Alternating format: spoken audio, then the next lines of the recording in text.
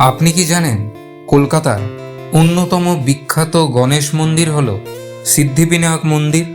এই মন্দিরটি মুম্বাইয়ের বিখ্যাত সিদ্ধিবিনায়ক মন্দিরের আদলে তৈরি, আর প্রতিদিন অসংখ্য ভক্ত এখানে গণপতির আশীর্বাদ নিতে আসেন।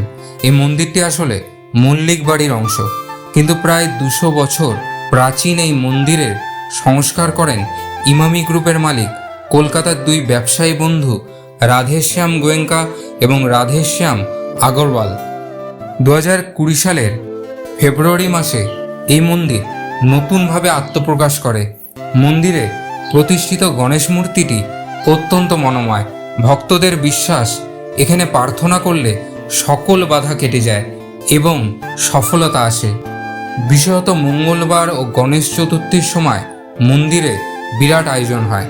এই মন্দিরের স্থাপত্য বাংলার ঐতিহ্যবাহী নবরত্ন শৈলীর ছোঁয়া বহন করে, যা একে আরও আকর্ষণীয় করে তুলেছে। আপনি কি কখনো এখানে এসেছেন? কমেন্টে জানান, আর এমন আরও ভিডিওর জন্য চ্যানেলটি সাবস্ক্রাইব করুন।